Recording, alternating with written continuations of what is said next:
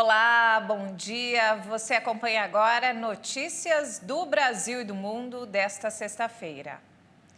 E a Polícia Federal encontrou sangue na lancha do homem suspeito de envolvimento no desaparecimento do indigenista e do jornalista no Amazonas. O material coletado foi levado para análise. A Justiça decretou prisão temporária dele. A Polícia Federal encontrou vestígios de sangue na lancha do homem que foi detido após o desaparecimento há 4 dias do jornalista britânico Dom Phillips e do indigenista Bruno Pereira, na Amazônia. O sangue estava na embarcação de Amarildo da Costa de Oliveira, de 41 anos, conhecido como Pelado.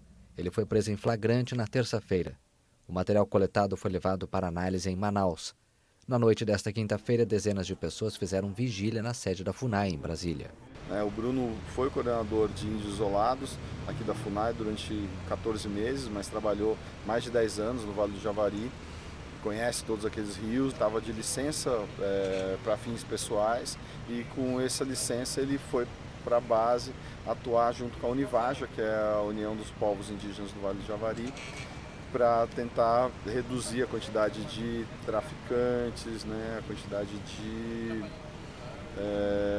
criminosos que estão lá, Bruno já tinha sido ameaçado por madeireiros e garimpeiros ilegais.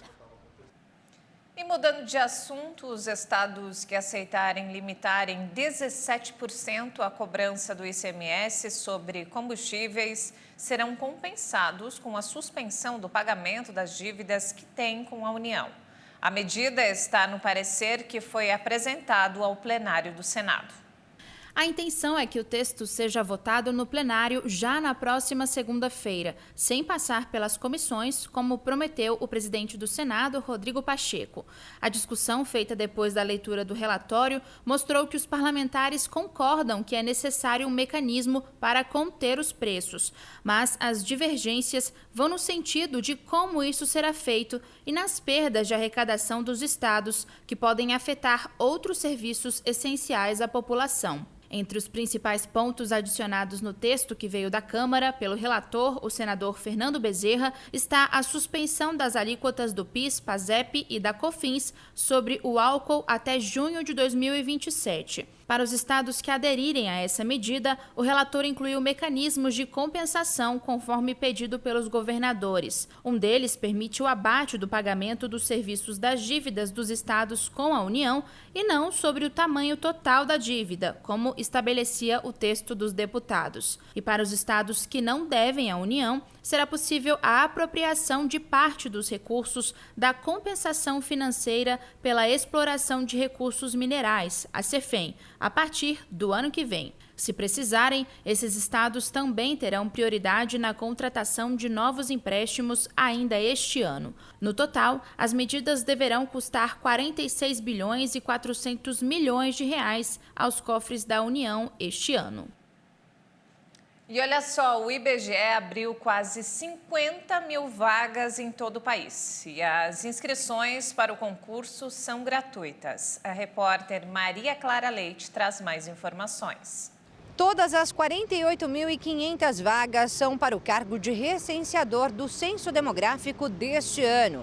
As oportunidades estão em todas as unidades da federação. E o tempo de contrato é de até 3 meses, mas pode ser prorrogado. A principal função do recenseador é entrevistar os moradores durante a coleta de dados. A remuneração é por produção, por isso pode variar conforme o tempo dedicado ao trabalho. Só que o recomendável é que a pessoa trabalhe no mínimo 25 horas por semana. A maioria das vagas está em São Paulo, especialmente aqui na capital paulista. O Rio Grande do Sul também concentra um grande número de vagas e é seguido por Minas Gerais. Para se inscrever ao cargo, basta ter o nível fundamental completo. E os candidatos selecionados terão de passar por um treinamento obrigatório antes de dar início ao trabalho. Então, se você se interessou, preste atenção.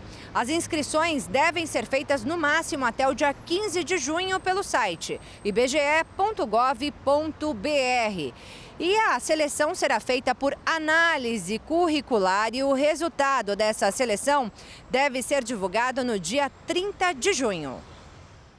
Nos destaques internacionais, o Alto Comissariado das Nações Unidas destacou que a guerra na Ucrânia desencadeou uma das maiores crises de deslocamento humano no mundo.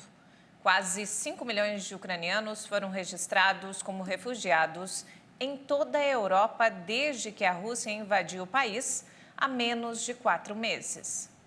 Uma atualização do portal de dados da agência sobre a situação na Ucrânia mostra que 4.816.000 ucranianos se registraram como refugiados em 44 países europeus desde 24 de fevereiro.